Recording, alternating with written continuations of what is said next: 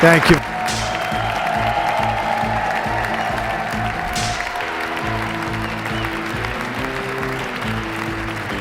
Yo, did you guys see this? Trump is officially back as president. Feels like a political plot twist, right? And as always, every president's inauguration comes with a speech. It's basically their, hey guys, I'm back and here's my plan moment. So let's talk about what he said, how he delivered it, and how people reacted. So the speech happened at the Capitol Rotunda, big deal. Super symbolic for American democracy. And the audience, yeah, pretty much everyone, top officials, regular citizens, the media, even world leaders were watching. This wasn't just any speech, it was a statement that could set the tone for his whole term. Now, the first thing that stood out, he talked a lot about unity and nationalism.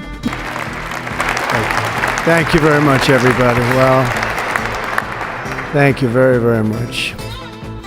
Vice President Vance, Speaker Johnson, Senator Thune, Chief Justice Roberts, Justices of the United States Supreme Court, President Clinton, President Bush, President Obama, President Biden, Vice President Harris, and my fellow citizens.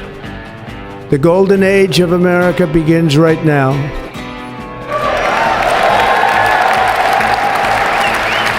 The statement, "The golden age of America begins right now," is a grand claim clearly intended to build public optimism and confidence.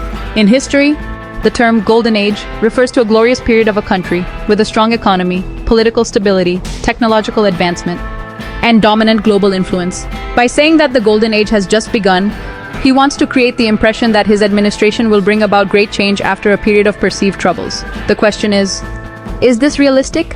To truly be called a golden age, there must be tangible indicators such as rapid economic growth, improved public welfare, and stronger global influence.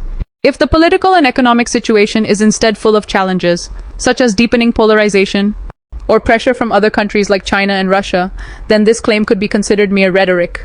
Reactions to this statement are bound to be mixed. Supporters may feel that this is the beginning of an American renaissance, in line with his campaign promises. Critics may question where is the concrete evidence that this major change is indeed happening. The media and netizens could also turn it into a meme or compare it to other periods in American history. Overall, this statement was made to create a strong emotional impact. However, is it true that America is entering a golden age, or is this just a political promise? The answer will depend on the policies and tangible results seen in the next few years.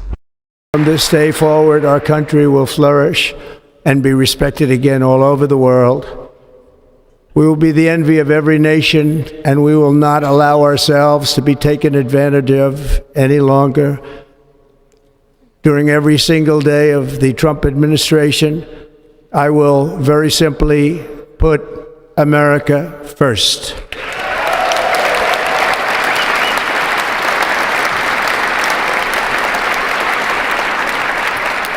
Our sovereignty will be reclaimed.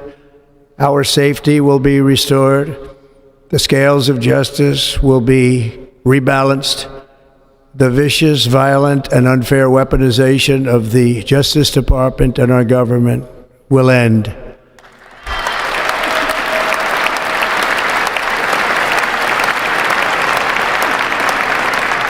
And our top priority will be to create a nation that is proud, prosperous, and free.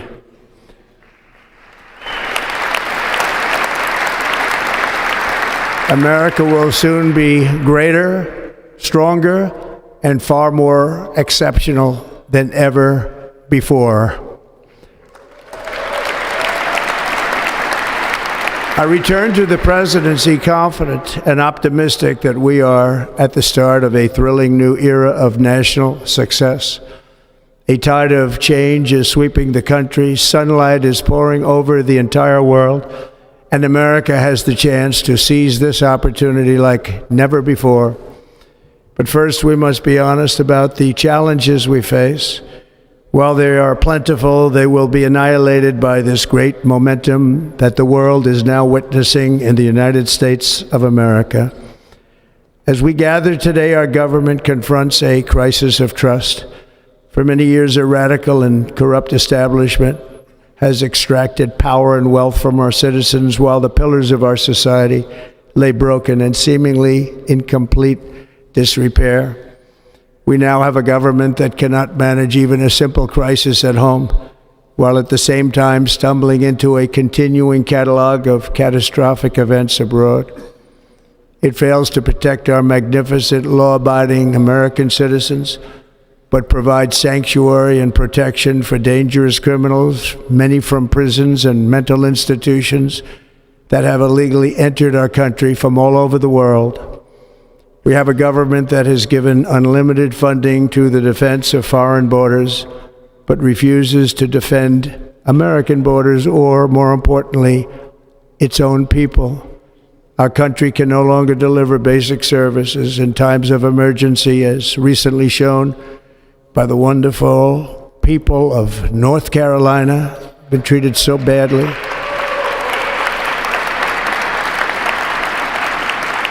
And other states who are still suffering from a hurricane that took place many months ago.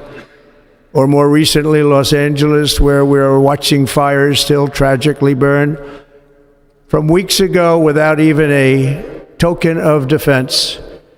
They're raging through the houses and communities, even affecting some of the wealthiest and most powerful individuals in our country, some of whom are sitting here right now. They don't have a home any longer. That's interesting. But we can't let this happen. Everyone is unable to do anything about it. That's going to change. We have a public health system that does not deliver in times of disaster, yet more money is spent on it than any country anywhere in the world. And we have an education system that teaches our children to be ashamed of themselves in many cases, to hate our country despite the love that we try so desperately to provide to them. All of this will change starting today, and it will change very quickly.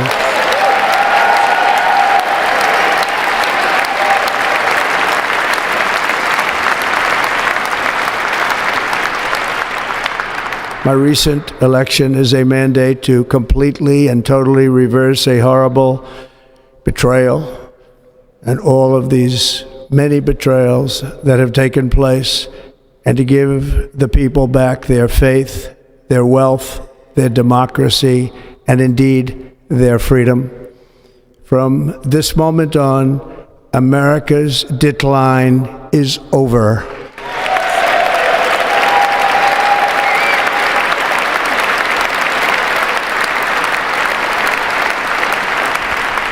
Our liberties and our nation's glorious destiny will no longer be denied, and we will immediately restore the integrity, competency, and loyalty of America's government. Over the past 8 years, I have been tested and challenged more than any president in our 250-year history, and I've learned a lot along the way. The journey to reclaim our republic has not been an easy one, that I can tell you. Those who wish to stop our cause have tried to take my freedom and indeed to take my life. Just a few months ago in a beautiful Pennsylvania field, an assassin's bullet ripped through my ear. But I felt then, and believe even more so now, that my life was saved for a reason. I was saved by God to make America great again.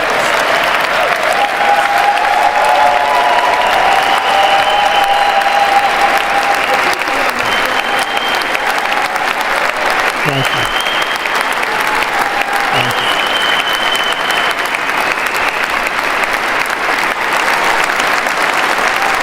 Thank you very much.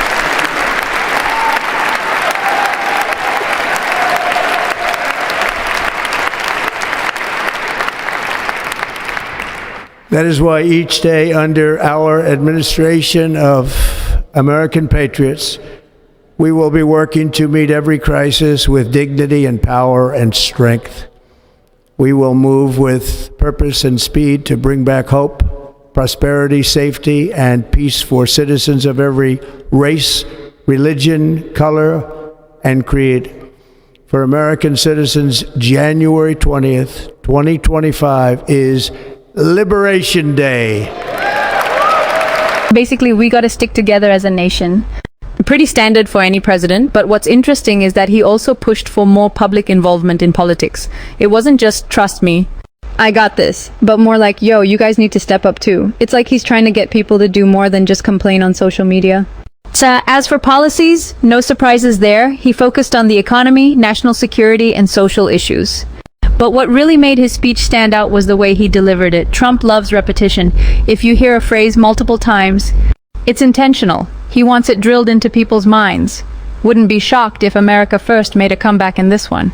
And of course, emotional appeal. He's great at throwing in stories about everyday Americans to make his message more relatable. Plus his language, super inclusive. A lot of we and us to make people feel like they're all part of something bigger. Now the reactions, exactly what you'd expect.